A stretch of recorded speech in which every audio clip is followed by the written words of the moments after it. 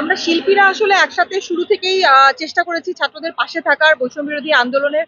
কারণ আমাদের কাছে মনে হয়েছে যে বাক স্বাধীনতা, কথা বলার স্বাধীনতা, নিজের রাইটস, এই বিষয়গুলি আসলে অনেকদিন ধরে মানে সেইভাবে পাই নাই। আমরা যখন কথা বলতে গেছি, ছবি আঁকতে গেছি, কোনো জায়গায় আমাদের অধিকারের জায়গায় কথা বলতে গেছি, এটা অনেকদিন ধরে এই সমস্যাটার মধ্যে ছিল এই দেশ। তবে আমার কাছে যেটা মনে হচ্ছে যে ডক্টর ইউনূস যখন দায়িত্ব নিলেন প্রধান উপদেষ্টা হিসেবে, আমাদের কাছে কিন্তু এটা একটা বিশাল বড় জয়। তো আজকে আমরা এখানে একসাথে হয়েছি যে অনেক ধরনের অসুবিধার মধ্যে হঠাৎ করে আবার দেশ তার পরপর আমরা দেখতে পাচ্ছি ব্যক্তিগত নানান ধরনের রোষানল, এই যে হঠাৎ করে রাতের বেলা ডাকাত আসবে বলে ভয়ভীতি প্রদর্শন, এবং সত্যিই তো কোনো কোনো জায়গায় নানান ধরনের বিশৃঙ্খলা তৈরি হচ্ছে বিচ্ছিন্নভাবে। তো আমি মনে করি যে নতুন দেশ নতুন ভাবে তৈরি হচ্ছে, সেখানে মানুষের পাশে থাকা, মানুষের পাশে মানুষের থাকা ভীষণ জরুরি। এবং যখন একটা নতুন কিছু তৈরি হয় তখন কিন্তু অনেক ভালো কিছু পাশাপাশি অনেক নতুন ঘটনা, নতুন কিছু অপ্রস্তুত হবার মতো, টেনশনে যাওয়ার মতো অনেক কিছুর সাথে আমাদের ফেস করতে হয়। আমি মনে করি এটা সেই ফেস, এটাতে আসলে ভয় পেতে আমি মনে করবো ভয় পাওয়া যাবে না আমাদেরকে, বা এটা সাময়িক ঘটনা। কারণ একটা জিনিস খেয়াল করবেন যে যখন এই যে ডাকাত বলি বা যে কোনো একটা ভীতিকর পরিস্থিতি তৈরি হয়েছে, এলাকার সব মানুষ কিন্তু এক হয়ে গেছে। তারা পর্যন্ত কিন্তু আমরা দেখি নাই, আমরা পাশের বিল্ডিং এর মানুষটাকেও চিনতাম না। এবং গতকাল আমরা এটা নিয়ে বন্ধুরা মজা করছিলাম যে হঠাৎ করে কোনো একটা অজানা কারণে হোক, অসুবিধার কারণে হোক, সব মানুষ একসাথে হয়েছে। এবং মোহাম্মদপুরে কোনো অসুবিধা হলে বাড্ডার একজন তাকে সাপোর্ট হিসেবে ইমার্জেন্সি নাম্বার পাঠাচ্ছে। তো এই জিনিসটা আমার মনে হয় যে খুব দ্রুতই নিরসন ঘটবে, এবং আমরা আশা করছি একটা সুন্দর দেশ দেখতে পাবো, যেটার জন্য আমরা আসলে আন্দোলন করেছি এত দীর্ঘ সময় ধরে। প্রায় 23 দিনের মতোই আন্দোলন চলেছে এবং আমরা সফল হয়েছি। অনেক ধন্যবাদ। মানে একই সময় দুইটা দৃশ্য দেখা যায়, কিছু কিছু জায়গায় দেখা গেছে মসজিদ, মন্দির বা গির্জা বা বিভিন্ন থেকে বলি, আমি যেহেতু আমি ছাত্রদের পক্ষে কাজ করেছি শুরু থেকে, এবং একজন সাধারণ দেশের নাগরিক হিসেবে আমার কাছে মনে হয় যে আমি সত্যের সঙ্গে আসলে থাকতে চাই। তো সেই জায়গা থেকে ছাত্ররা তো চেষ্টা করে যাচ্ছে।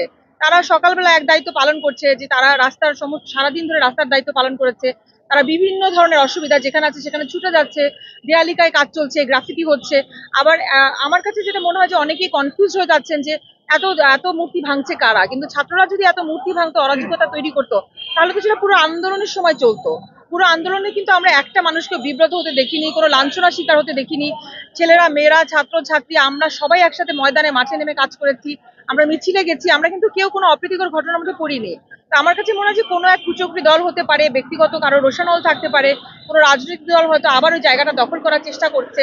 তবে তরুণদের মতো আমি ওই জায়গা থেকে বলবো, তাদের একজন প্রতিনিধি হিসেবে বা একজন এত এই যুদ্ধের আন্দোলনের মাঝখান থেকে একজন নাগরিক হিসেবে, যে আমরা আসলে নতুন জায়গায় নতুন দেশকে দেখতে চাই। ওই আগের পুরনো জিনিস আর দেখতে চাই না, কারণ পুরনো কাসুন্দি ঘাটার মানে আসলে আবারও ওই রকমই একটা জায়গায় যাওয়া, যেখানে সমস্যা থেকেই যাবে। আপনারা খেয়াল করে দেখবেন রাস্তায় এখন কোনো ধরনের সেইভাবে ট্রাফিকে 1.5 ঘন্টা বসে থাকতে হয় না, কোথাও হ্যারাসমেন্টের শিকার হতে হয় না। তো এটা একটা বিশাল বিশাল ব্যাপার আসলে। আর যেসব সমস্যা তৈরি হয়েছে আমার কাছে মনে হয় যে সেগুলি যদি এলাকা ভিত্তিক ভাবে দমনের চেষ্টা চালানো হয়, পুলিশ ধীরে ধীরে ফিরছে, এবং যাদের দায়িত্ব এই কাজগুলি করার, তারা ধীরে ধীরে তাদের দায়িত্বে আসন গ্রহণ করার জন্য এগিয়ে আসছে। তো আমার কাছে মনে হয় প্রত্যেকে যদি আমরা যে যার জায়গা থেকে কাজ করি, এটা আসলে শুধু ছাত্রদের কাজ না, তারা একটা জায়গায় আমাদেরকে দেখিয়ে দিয়েছে যে আমরা কি করতে পারি। কিন্তু প্রতিদিন যদি ছাত্ররাই সবকিছু করে, তাহলে কিন্তু আমাদের সাধারণ মানুষ হিসেবে আমাদের জন্য এটা আসলে লজ্জার যে আমরা আসলে কি করছি। একটা তো ব্যাপার এটা হলো যে দেশ একটা জায়গায় থেকে এত তাড়াতাড়ি তো সম্ভব না, কারণ যেটা আমরা দেখেছি যে যেই পরিমাণ লাশ পড়েছে, যেই পরিমাণ ভয় আতঙ্কের তৈরি হয়েছে আমাদের মাঝখানে, আমার মনে হয় যে আমরা অনেক দিকে খেয়াল করলেও একটা জিনিস আমাদেরকে খেয়াল করতে হবে, যে আমাদের মানসিক ট্রমা, আমরা যে যার ভিতর দিয়ে গেছি, যে আমরা বাড়িতে বসে থাকলেও, আমাদের বারান্দাতে বসে থাকলেও আমার একটা গুলি খেয়ে আমি মরে যেতে পারি, আমরা কিন্তু বাসার ভেতরে অন্তত নিরাপদ এতদিন মনে করতাম, যে আমরা রাস্তায় ভয় লাগছে দৌড়ে বাসায় ঢুকে যাব। এখন কিন্তু আমরা দৌড়ে বাসায় ঢুকতে পারি নাই, অনেকে যেখানে আটকা পড়েছে সেখানেই রাতে থেকে গেছে। তো দীর্ঘ এই যে অলমোস্ট 1 মাসের কাছাকাছি যে ভীতিকর ট্রমার মধ্যে দিয়ে আমরা গেছি, আমার মনে হয় আমরা নিজেরাও আসলে কতটুকু এই মুহূর্তে স্টেবল আছি, আমাদেরকেও স্বাভাবিক জায়গায় আসতে সময় দিতে হবে। তবে আমি মনে করি যে এটা একদিনে হবে না, কারণ 15 বছর 20 বছরে যে নানান ধরনের প্রতিবন্ধকতা, এই দেশে অরাজকতা, এটা আসলে আমরা আশা করি কিভাবে 7 দিনে সলভ হবে। কিন্তু আমি খুবই ইতিবাচক জায়গা থেকে দেখছি, কারণ চেষ্টাটা শুরু হয়েছে। তা আমি মনে করি এখানে যদি সবাই সাপোর্ট করি, গণমাধ্যম কর্মী যারা আছেন, আমরা সাধারণ মানুষ যারা আছি, শিল্পীরা যারা আছি, আমরা যদি চেষ্টা করি সবাই মিলে, আমার মনে হয় এটা খুব বেশি দিন লাগার কথা না। কারণ যারা এসছেন এখন দায়িত্বে, বিশেষ করে ডক্টর ইউনূস আমাদের শিক্ষকের মতো আমাদের কাছে। তো আমি তাকে খুব পজিটিভলি দেখছি, এবং আমি মনে করছি যে ডক্টর ইউনূসের নেতৃত্বে সব মানুষ তাকে পজিটিভলি নিয়েছে, নেতিবাচক ভাবে নিয়েছে। এটাই। পাশাপাশি নাহিদ এবং আসিফের অবশ্যই, কারণ এই ব্যাপারটা নিয়ে। সমন্বয়কারী হিসেবে 6 জনকে আমরা দেখেছি কি সাহসের সাথে, এবং আমার কাছে তো এটা অবিশ্বাস্য সাহসের গল্প, যেখানে ডিবি অফিসে আটকে পড়া, তারপরে সেখান থেকে তারা বেরোবে কিনা কেউ জানে না, তারপর আন্দোলন চলতে থাকা, ফিরে এসে তাদের তার থেকেও 3 গুণ 4 গুণ পরিমাণ সাহসের সঙ্গে আবার ধরা পুরো আন্দোলনটাকে, এবং শেষ পর্যন্ত যে যাই উদ্দেশ্যে আমরা এই আন্দোলন করেছি সেটা সফল হওয়া।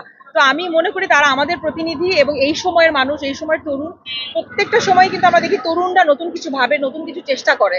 আর এইবার যারা উপদেষ্টা হয়েছেন এই এই টিমে আমার কাছে এটা খুব দারুণ লেগেছে যে বিভিন্ন বয়সের মানুষ, বিভিন্ন সময়ের মানুষ, তারা একসঙ্গে কথা বলছে, একসঙ্গে একটা টিম। তো সারা শহর ঘুরে বেড়াচ্ছে। আজকে রংপুরে আমরা দেখলাম সকালবেলা ডক্টর ইউনূস যাচ্ছেন আবু সাইদের বাসায়। তো এটা ভীষণ ভীষণ আসলে আনন্দের, কারণ আমি মনে করি যে চেষ্টাটাই আসলে সফলতা। সফলতা বলে কিছু নাই, কারণ আমরা যখন পাহাড়ের চূড়ায় উঠে যাই তখন তো গল্পটা শেষ, কিন্তু উঠার যে চেষ্টা, উঠতে থাকা, তো আমি মনে করি এই সরকার নতুন যে উপদেষ্টা কমিটি হয়েছে তারা আমাদেরকে সেই আশার জায়গাটা দেখাচ্ছেন। আপনাদের যে আমাদের যারা কোমলমতি শিক্ষার্থীরা এখন ট্রাফিকের দায়িত্ব পালন করছে, তো এখন কি উচিত তারা যে পার্ক থেকে যে ফিরে যাওয়া বা আপনার কাছে? এইটা আমি বলবো, আমি যেহেতু শিল্পী দলের বা শিল্প মনা মানুষ হিসেবে বলছি, এইটা আমি সরকার তৈরি করবে, সিদ্ধান্ত নেবো, এখানে সরাসরি হয়তো আমি বলতে পারবো না। কিন্তু আমার কাছে যেটা মনে হয় যে যার কাজ যেটা, সেখানে তাকে দ্রুত ফিরে আসাটাই উচিত। কারণ ছাত্ররা তারা পড়াশোনা করবে, তাদের যে বয়স, তাদের তো আসলে ট্রাফিকের দায়িত্ব পালন করার কথা না, কিন্তু তারা হয়তো আমাদেরকে উদাহরণ হিসেবে দেখাচ্ছে কিভাবে ট্রাফিক কন্ট্রোল করতে হয়, দেশকে কিভাবে সুগঠিত করতে হয়। দেশের প্রত্যেকটা মানুষ অব্যবস্থার মধ্যে থাকতে থাকতে আমরা ভুলেই গেছি আসলে। যেমন সেদিন একটা দেখলাম আমি, 2 দিন আগে বোধহয় ফেসবুকে অসংখ্য নিউজের মধ্যে, যে সিএনজি মিটারে চলবে। তখন আমার মনে হলো যে মিটার বলে একটা জিনিস বাংলাদেশে এসেছিল সিএনজির সঙ্গে, সিএনজি আছে কিন্তু মিটারটা এখন আর মনেও করি না, আমরা কোনোদিন জিজ্ঞেসও করি না মিটারে কত টাকা উঠলো। তো এই ধরনের যেই ব্যবস্থাগুলি ছিল, কিন্তু ব্যবস্থাগুলি কোনোদিন ব্যবস্থাপনায় আমরা সেই জায়গাটা দেখি নাই, উদ্যোগ দেখি নাই। এগুলি যে ফিরে আসার জন্য ওরা চেষ্টা করছে, আমি মনে করি চেষ্টাটা যত দ্রুত সম্ভব তাদের দায়িত্ব, যাদের দায়িত্ব পুলিশের বলি, ট্রাফিক পুলিশের বলি, তাদের কাছে দায়িত্ব তারা নিয়ে নেবে। কারণ ছাত্ররা তো আর দেওয়ার ব্যাপার নেই, দায়িত্বটা নিতে হবে আসলে যারা দায়িত্বে ছিলেন। তারা অনেকেই পলাতক, তারা অনেকেই আসলে সামনে নাই, হয়তো নানান কারণে। তো আমি মনে করি যে যার যার জায়গায় তাকে ফিরে আসা জরুরি, অ্যাজ আর্লি অ্যাজ পসিবল, কারণ ছাত্ররা এত কিছু সামলাবে, এটা একজন অভিভাবক হিসেবেও আমার কাছে মনে হয় যে এটা তাদের অন্যান্য জীবনে, ভবিষ্যৎ জীবনের জন্য ডিফিকাল্ট। Thank you.